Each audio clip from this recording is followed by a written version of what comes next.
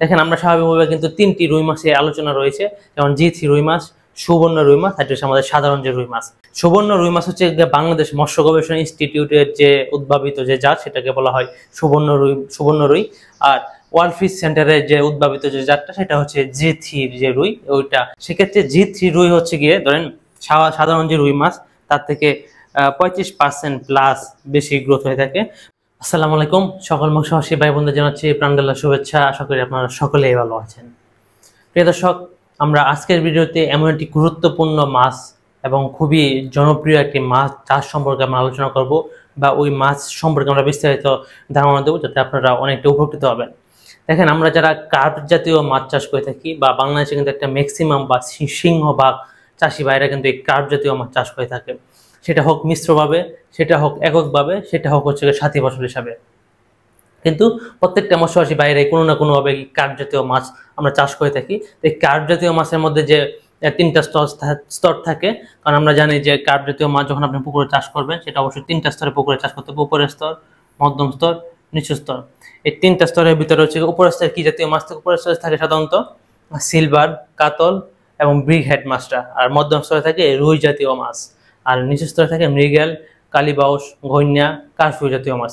আমাদের যে আলোচ্য বিষয় সেটা হচ্ছে রুই মাছ, বা মধ্যম স্তরে আপনি যে মাছ চাষ করবেন সেটা রুই মাছ। এই রুই মাছ সম্পর্কে আমরা বিস্তারিত আলোচনা করবো আজকে ভিডিও জুড়ে। সাধারণ যে রুই মাছটা, ওই মাছটা নয়, যে জি3 যে রুই মাছটা রয়েছে সেই মাছ চাষ সম্পর্কে আমরা গুরুত্বপূর্ণ আলোচনা করব। হয়তো আমার চ্যানেলে আজকে প্রথম আমরা জি3 রুই মাছ সম্পর্কে আলোচনা করছি। ইতিপূর্বে অনেক চাষি ভাইরা এই মাছ চাষ সম্পর্কে জানতে চেয়েছিল। আসলে আমরা আমাদের চ্যানেলে যে মাছ চাষ সম্পর্কে আলোচনা করি, যেগুলো হচ্ছে ম্যাক্সিমাম হচ্ছে আমরা নিজেরা উৎপাদন করি, ওই মাছ চাষ সম্পর্কে কিন্তু আমরা চাষিদের ধারণা দেওয়ার চেষ্টা করি। যেহেতু হচ্ছে কি আমরা ইতিপূর্বে জি3 রুই মাছের ব্রুড করার জন্য আমরা আমাদের প্রক্রিয়াটা শুরু হয়ে গেছে। আশা করি সকল কিছু ঠিকঠাক থাকলে ইনশাল্লাহ 2026 সালে কিন্তু আমরা জি3 রুই মাছের রেনু এবং পোনা ডেলিভারি পেয়ে যাবেন আপনারা আমাদের কাছ থেকে। তাই জন্য হচ্ছে কি আমরা এই জি3 রুই মাছের আলোচনাটা আজকে করতে চাচ্ছি আমাদের এই চ্যানেলে। তো প্রিয় দর্শক, এই জি3 রুই মাছ বলতে আমরা কি বুঝি? দেখেন, আমরা স্বাভাবিকভাবে কিন্তু তিনটি রুই মাছের আলোচনা রয়েছে, যেমন জি3 রুই মাছ, সুবর্ণ রুই মাছ, আর হচ্ছে আমাদের সাধারণ যে রুই মাছ, ওই রুই মাছ সম্পর্কে আমরা ইতিপূর্বে অনেক অবগত রয়েছি। সুবর্ণ রুই মাছ হচ্ছে বাংলাদেশ মৎস্য গবেষণা ইনস্টিটিউটের যে উদ্ভাবিত যে জাত সেটাকে বলা হয় সুবর্ণ রুই। আর ওয়ার্ল্ড ফিশ সেন্টারের যে উদ্ভাবিত যে জাতটা সেটা হচ্ছে জি3 যে রুই, ওইটা তারা নাম দিয়েছে। সেক্ষেত্রে জি3 রুই হচ্ছে গিয়ে ধরেন সাধারণ যে রুই মাছ তার থেকে 35% প্লাস বেশি গ্রোথ হয়ে থাকে। মানে সাধারণ যে রুই মাছ থেকে 35% প্লাস বেশি গ্রোথ এই জি3 রুই মাছে। আর অন্যদিকে সুবর্ণ রুই মাছ যেটি রয়েছে, সুবর্ণ রুই যেটা বিএফআরএ, সেটা হচ্ছে গিয়া 20.14%। হ্যাঁ, তাদের যে চতুর্থ জেনারেশন সেটা সাধারণ রুই থেকে 20.14% বেশি গ্রোথ হয়ে থাকে। তো সেক্ষেত্রে আমরা আজকে ভিডিওতে আলোচনা করব জি3 রুই মাছ সম্পর্কে। ইতিপূর্বে কিন্তু আমরা সুবর্ণ রুই মাছ চাষ সম্পর্কে আমরা আলোচনা করেছি, কারণ আপনারা জানেন যে আপনারা আমাদের কাছে কিন্তু সুবর্ণ রুই মাছের যে জাতের পোনাটি সেটা পেয়েছেন এবং অনেক মৎস্যচাষী ভাইরা আমাদের কাছ থেকে সংগ্রহ করেছে। হ্যাঁ, সেক্ষেত্রে আমরা আজকে আলোচনা করবো জি3 রুই মাছ, মানে ওয়ার্ল্ড ফিশ সেন্টারের যে উদ্ভাবন জাতটি সেটা জি3 রুই। দেখেন, জি3 রুই হচ্ছে গিয়ে আমরা স্বাভাবিকভাবে বলেছি যে এই রুই মাছটা হচ্ছে গিয়ে ওর স্বাভাবিক যে রুই মাছ, সেটা হোক নদীর মাছ আর সেটা হোক পুকুরের মাছ। আমরা কিন্তু জানি যে স্বাভাবিকভাবে যে পুকুরের মাছ থেকে বা হ্যাচারির উৎপাদিত মাছ থেকে নদীতে যে পোনাটা পাওয়া যায় সেটা গ্রোথ বেশি থাকে, কিন্তু তার চেয়েও কিন্তু হচ্ছে কি 35% বেশি গ্রোথ থাকে এই জি3 রুই মাছে। যার ফলে কিন্তু এই জি3 রুই মাছ এখন মোটামুটি জনপ্রিয়তা দিন দিন হারে বৃদ্ধি পাচ্ছে এবং অনেক মৎস্যচাষী ভাইরা এই জি3 রুই মাছ চাষ করছে। আমরা যে আলোচনাটি করবো সেটা হচ্ছে আমাদের হ্যাচারি উৎপাদিত যারা তেলাপিয়া মাছ চাষ করে থাকে বা বিভিন্ন জাতীয় মাছ সংগ্রহ করে চাষ করে থাকে, তাদের অনেক মৎস্যচাষী বাইরে কিন্তু জি3 রুই মাছ চাষ করে থাকে। তাদের প্রয়োজনে কিন্তু আমরা জি3 রুই মাছের ব্রুড সংগ্রহের জন্য কাজ ইতিপূর্বে আমাদের সম্পূর্ণ হয়ে গেছে। 2026 সাল থেকে আমরা এই জি3 রুই মাছ উদ্ভাবিত জাত থেকে আমরা রেনু বা পোনা আপনাদের মাঝে বিক্রি করবো। এই জি3 রুই মাছের যে সুবিধা, এই রুই মাছটা চাষ করতে গেলে যে সবচেয়ে সুবিধা, সেটা গ্রোথ সবচেয়ে বেশি হয়ে থাকে। মানে আপনার 1 কেজি খাবার খেয়ে একটা মাছ যতটুকু উৎপাদন হবে সাধারণ রুই মাছ, তার থেকে 25% বেশি উৎপাদন হবে এই জি3 রুই মাছ। এই জি3 রুই মাছের কালারটা একটু আকর্ষণীয় হয়ে থাকে, মানে একটু উজ্জ্বল বর্ণের হয়ে থাকে, যার ফলে কিন্তু এই মাছটার বাজার চাহিদা ভালো থাকে।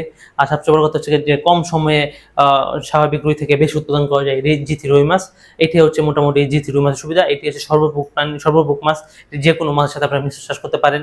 হ্যাঁ, এটা আরেকটা সুবিধা, এবং যে কোনো খাবারের মাধ্যমে কিন্তু আপনি জি3 রুই মাছ আপনি চাষ করতে পারেন। জি3 যখন রুই মাছ আপনি চাষ করবেন, তখন আপনাকে একটি সুন্দর প্রথমে যে কাজটি করতে হবে যে পুকুর নির্বাচন। হ্যাঁ, পুকুর নির্বাচন যত সুন্দর হবে তত এই মাছ চাষ করে আপনারা সহজে লাভবান হতে পারবেন। দেখেন এই ভিডিওটা হয়তো একটু বড় হতে থাকবে, তার আশা করি আপনারা যারা এই জি3 রুই মাছ সম্পর্কে জানতে চাচ্ছেন বা এই মাছ চাষ করতে চাচ্ছেন তারা অবশ্যই ভিডিওটি দেখবেন, আশা করি কিছুটা উপকৃত হবেন। এবার আপনারা এমন একটি পুকুর নির্বাচন করবেন যেন পুকুরের আয়তন 40% থেকে 100 একর বা তার বেশি হলেও সমস্যা নেই, কিন্তু মিনিমাম যেন 40% থাকে এরকম একটি পুকুর নির্বাচন করবেন। এবং পুকুরে যেন পানির গভীরতা থাকে 6 ফিট, 6 ফিট, সর্বনিম্ন 5 ফিট যেন পানির গভীরতা থাকে। দেখেন অনেক মৎস্যচাষী ভাইরা প্রশ্ন করে থাকে যে ভাই ওই ভাই তো বলেছে 2 ফিট 2.5 ফিট পানিতে চাষ হয়। আসলে 2 ফিট 2.5 ফিট পানিতে বর্তমান কোনো মাছ চাষই হবে না, কারণ বর্তমান বাংলাদেশে যে তাপমাত্রা বৃদ্ধির হার, তাছাড়া হচ্ছে 2 ফিট পানিতে আপনি মিশ্র চাষ কি করবেন, এর মধ্যে 1 ফিট তো কাদাই থাকবে, সেক্ষেত্রে আপনি 2 ফিট পানিতে আপনি মিশ্র চাষ হয় না। সেক্ষেত্রে আপনি মিনিমাম পানির গভীরতা 5 ফিট 6 ফিট 7 ফিট 8 ফিট রাখতে বললে আরো বেশি ভালো। এমন একটি পুকুর আপনার নির্বাচন করবেন এবং পুকুরে যেন সূর্য আলোটা ঠিকঠাক ভাবে পড়ে, তাহলে ওই পুকুরে নির্বাচন করা যেতে পারে। তারপরে যেটা আসে যে পুকুর প্রস্তুতি, মাছ চাষের ক্ষেত্রে আপনাকে সুন্দরভাবে পুকুর প্রস্তুতিটা করতে হবে। পুকুর প্রস্তুতির ক্ষেত্রে আপনারা অবশ্যই পুকুরের পানিটা সেচ দিবেন, কাদা অপসারণ করবেন। কাদা অপসারণ করার পর যে কাজটি করবেন সেটি হচ্ছে গিয়ে আপনার হচ্ছে গিয়ে প্রতি শতাংশে আপনারা ওই চুন দিয়ে দিবেন, 1 কেজি হারে চুন দেওয়ার পর পুকুরে পানি দিবেন, পানি দেওয়ার পর পুকুরে খোল দিতে পারেন। প্রতি শতাংশের জন্য আধা কেজি খোল দিয়ে এটা আপনারা পুকুরে একটা প্রাকৃতিক খাদ্য উৎপাদন করতে পারেন। বা তা না করে আপনারা যদি চান যে 100 গ্রাম ইউরিয়া 100 গ্রাম টিএসসির মাধ্যমে কিন্তু আপনার পুকুরে প্রাকৃতিক খাদ্য উৎপাদন করার পর আপনার হচ্ছে পুকুরে মাছটি ছাড়বেন। প্রিয় দর্শক, তারপরে যে আসে যে পোনা নির্বাচন। এখানে জি3 রুই মাছ চাষ করতে গেলে আপনাকে অবশ্যই সঠিক মানের পোনাটা নির্বাচন করতে হবে। আমাদের দেশের অনেক মৎস্যচাষী ভাইরা প্রতারিত হচ্ছে এই জি3 রুই মাছ নিয়ে। অনেক দালাল এবং প্রতারক শ্রেণীর হচ্ছে নর্মাল যে মাছটা ওটাকে জি3 রুই মাছ বলে চালিয়ে দিচ্ছে, কারণ এটা তো আসলে ছোট অবস্থায় বোঝার তেমন সুযোগ থাকে না। সেক্ষেত্রে কিন্তু অনেক মৎস্যচাষী ভাইরা এই প্রতারণার শিকার হচ্ছে। তাই আপনাকে অবশ্যই সাবধানতা অবলম্বন করে সোনা মাছে এমন হ্যাচারি বা বিশ্বস্ত কোনো হ্যাচারি থেকে আপনাকে বা বিশ্বস্ত কোনো উৎস থেকে আপনাকে এই জি3 রুই মাছের পোনা সংগ্রহ করতে হতে পারে। আপনারা বলতে পারেন যে আমাদের কাছে আছে কিনা, না এখন আমাদের কাছে আসে নাই। আশা করি আমরা 2026 সালে আপনাদের মাঝে এই জি3 রুই মাছের রেণু এবং পোনা আমরা সরবরাহ করতে পারবো। তো প্রিয় দর্শক, আপনারা যখন পোনা নির্বাচন করবেন সেক্ষেত্রে আপনাকে অবশ্যই ভালো জাতের জি3 রুই মাছের পোনাটা সংগ্রহ করতে হবে। যদি আপনারা সঠিক মানে বিশ্বস্ত হ্যাচারি না পান সেক্ষেত্রে আমি বলবো যে বাংলাদেশে অনেক জায়গায় অথবা যে রুই মাছ চালু হয়েছে সেখান থেকে বিশ্বস্ত কোনো উৎস থেকে আপনারা সংগ্রহ করবেন। আর যদি না পান সেক্ষেত্রে আপনি স্বাভাবিক রুই মাছ বা সুবর্ণ রুই মাছ চাষ করতে পারেন। তারপর যেটি আসে যে 4 নাম্বার যে মজুদ ঘনত্ব। মজুদ ঘনত্ব আপনার যত সুন্দর হবে তত মাছ চাষ করে আপনি সহজে লাভবান হবেন। এখন মজুদ ঘনত্বের ক্ষেত্রে আমাদের এই শখে আসতে হবে। দেখেন আমরা যখন মাছ চাষ করি তখন কিন্তু কার্যতীয় মাছ চাষের ক্ষেত্রে আমাদের মিশ্র চাষ করা লাগে, কারণ আমরা জানি যে মিশ্র চাষের ক্ষেত্রে প্রত্যেকটি স্তরে মাছ থাকে দিতে হয় এবং প্রত্যেকটি স্তরে কিন্তু খাদ্যের যোগান থাকে। সেক্ষেত্রে যদি আপনি শুধু রুই মাছ চাষ করেন তাহলে উপর স্তরের খাদ্য যেমন আপনার অপচয় হবে, নিচের স্তরের খাদ্যের অপচয় হবে এবং একটা বাড়তি গ্যাসের সৃষ্টি হতে পারে। সেক্ষেত্রে আপনাকে অবশ্যই এইটা মাথায় রেখে আপনাকে চাষ করতে হবে। যেহেতু আপনি জি3 রুই মাছটা আপনি বেশি হারে চাষ করতে চাচ্ছেন সেক্ষেত্রে যে কাজ করতে পারেন আপনারা সিংহভাগ ধরেন 100%-এর ভিতরে আপনারা 20% দিলেন উপরের স্তর, নিচের স্তরের জন্য রাখলেন 20%, আর রুই মাছের জন্য রাখলেন 60%। মানে শতকরা আপনার এভাবে সাজিয়ে নিলে সবচেয়ে বেশি ভালো হয়। যেহেতু আপনি রুই মাছকে প্রাধান্য দিয়ে মাছ চাষ করবেন সেক্ষেত্রে আপনারা উপর স্তরের জন্য 20%, নিচের স্তরের জন্য 20%, মধ্যম স্তরের জন্য 60%, এগেছে মোটামুটি এভাবে যদি আপনি সাজিয়ে নিতে পারেন তাহলে জি3 রুই মাছ চাষ করে আপনারা আশা করি অবশ্যই লাভের সম্মুখীন হবেন। দর্শক, এভাবে আপনারা অবশ্যই ঘনত্বটা সাজিয়ে নিতে, যদি আপনারা জি3 রুই মাছকে ঘনত্ব মানে প্রাধান্য দিয়ে মাছ চাষ করতে চান সেক্ষেত্রে আপনারা এভাবে আপনারা সাজিয়ে নেবেন, যেহেতু উপরের প্রত্যেকটি স্তরে আপনাকে মাছের যোগান দেওয়ার দরকার রয়েছে। তারপর যেটি আসে প্রিয় দর্শক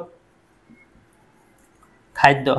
দেখেন সিংহভাগ খরচই কিন্তু এই খাদ্যের ভিতরে হয়ে থাকে। আমরা যখন যারা বাণিজ্যিকভাবে মাছ চাষ করে থাকি তাদের সিংহভাগ খরচ কিন্তু খাদ্যের মাঝে হয়ে থাকে। সেক্ষেত্রে আপনারা কিভাবে খাদ্য দেবেন? দেখেন জি3 রুই মাছ চাষ করেন বা যে মাছ চাষ করেন না কেন আপনাকে তাকে সম্পূর্ণ খাদ্য দিতে হবে। সেটা হাতে তৈরি খাদ্য হতে পারে, সেটা হচ্ছে গিয়ে বাজারের কমার্শিয়াল ফিড হতে পারে, আপনি বাসমান ডুবন্ত এবং হাতে তৈরি রুজ খাওয়া দেওয়ার মাধ্যমে কিন্তু আপনি মাছ চাষ করতে পারেন। তবে আপনাকে যেন প্রোটিন পার্সেন্টেজ 24% হয়ে থাকে সেটাকে আপনাকে অবশ্যই লক্ষ্য রেখে আপনাকে এই মাছটা চাষ করতে হবে। তারপরে আপনি যদি বাসমান খাদ্য দেন সেক্ষেত্রে জি3 রুই মাছ খেতে পারে, ডুবন্ত খাদ্য দিলে নিচে খেতে পারে। তো সবচেয়ে বেশি ভালো হয় যেটা আপনি যদি স্টে বা কোনো বস্তা বা কোনো ব্যাগের মাধ্যমে যদি আপনারা মধ্যম স্তরে হ্যাঁ, যেহেতু আপনি মধ্যম স্তরে যদি কোনো কিছুর মাধ্যমে ঝুলিয়ে রেখে আপনার খাদ্যটা দেন, সেক্ষেত্রে এই মাছটা সবচেয়ে বেশি ভালো উৎপাদন হয়। দেখেন মাছ যখন ক্ষুধার্ত থাকে তখন কিন্তু ওই যে এখন কিন্তু আর ওই অবস্থা নেই, মাছের ক্ষুধার্ত থাকলে কিন্তু আমি দেখেছি যে মৃগেল মাছ উপর স্তরে এসে খাদ্য গ্রহণ করছে, এগুলো আমরা দেখেছি, আমি দেখেছি।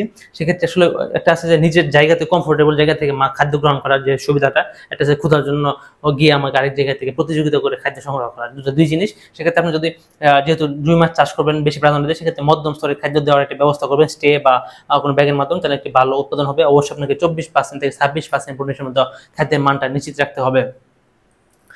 তারপর যেটি আসে এই মাছ চাষের যে সময়কাল, মোটামুটি আপনাকে 8 মাস চাষ করতে হতে পারে, যেটা এটা আসলে নির্ভর করে আপনি কি সাইজের মাছ উৎপাদন করবেন এবং কি সাইজের পোনা উৎপাদন করবেন, সেটার উপর নির্ভর করে এই কার্যতীয় মাছের সময়কাল হয়ে থাকে। তবে মোটামুটি আপনাকে 6 থেকে 8 মাস সময় আপনাকে অপেক্ষা করতে হতে পারে। তারপর প্রিয় দর্শক যেটি আসে যে এই মাছের 7 নম্বর, এই মাছের মাসিক পরিচর্যা। দেখেন মাসিক পরিচর্যা খুবই সহজ। আপনার হচ্ছে গিয়ে প্রতি মানে মাসিক পরিচর্যার ভিতরে যেটি থাকে, প্রতি 7 দিন পর পুকুরে হড়া টেনে দেবেন যাতে পুকুরে গ্যাসটা বের হয়ে যায়। তারপর প্রত্যেক মাসে হচ্ছে গিয়ে চুন এবং লবণ, তারপর একটা প্রোবায়োটিকের ডোজ দিয়ে দিলে আশা করি আপনাদের এই মাসে মাসিক পরিচর্যা হয়ে যাবে এবং একটি ভালো উৎপাদন হবে। তো প্রিয় দর্শক, এই ছিল আসলে জি3 রুই মাছের চাষ ব্যবস্থাপনা। এবং জি3 রুই মাছ খুবই রোগ প্রতিরোধ ক্ষমতা সম্পন্ন। এই মাছ চাষের যে সবচেয়ে যে সমস্যাটির কারণ সমস্যা বা এই মাছ চাষ করে যে অসুবিধার সম্মুখীন হতে হবে, সেটি হচ্ছে আপনাকে প্রথমে আপনারা গুণগত মানসম্পন্ন মাছের পোনা সংগ্রহ করতে ব্যর্থ হবেন। হ্যাঁ, যদি আপনারা গুণগত মানসম্পন্ন মাছের পোনা সংগ্রহ করতে অনেক মৎস্যবাসী ভাইরা ব্যর্থ হয়েছে, এর অন্যতম কারণ হচ্ছে তারা বিভিন্ন মাধ্যম থেকে বিভিন্ন উৎস থেকে সংগ্রহ করে, যেটা আসলে নরমাল রুই মাছ এবং জি3 রুই মাছ বলে চালিয়ে দেয়। সেক্ষেত্রে আপনাকে অবশ্যই সাবধানতা অবলম্বন করতে হবে যদি আপনারা এই সমস্যাটা আসলে জি3 রুই মাছ সবচেয়ে বেশি হয়ে থাকে। তার পাশাপাশি খাদ্যের প্রোটিন পার্সেন্টেজ, খাদ্য দেওয়ার নিয়মটা এবং ঘনত্বটা এটা যদি ঠিকঠাক হয় না অনেকের ক্ষেত্রে, সেক্ষেত্রে অনেকে হচ্ছে গিয়ে মন মতো ঘনত্ব দিয়ে থাকে এবং খাদ্যের প্রোটিন পার্সেন্টেজ কমিয়ে দেয়। এগুলো হচ্ছে মূলত সমস্যা। যদি আপনারা গুণগত মানসম্পন্ন মাছের পোনা সংগ্রহ করতে পারেন, তার পাশাপাশি খাদ্যের প্রোটিন পার্সেন্টেজ ঠিক রাখতে পারেন এবং ঘনত্ব ঠিক রাখতে পারেন, সেক্ষেত্রে আমরা আশা করি যে এই মাছ উৎপাদনে আমরা একটি ভালো ফলাফল পাবেন। প্রিয় দর্শক, আজকে ভিডিওতে দীর্ঘায়িত করতে চাচ্ছি না, আমাদের পরবর্তী ভিডিও আসার পর্যন্ত সকলের সুস্বাস্থ্য এবং সুদীর্ঘায়ু কামনা করে এখানে বিদায় নিচ্ছি। আসসালামু আলাইকুম।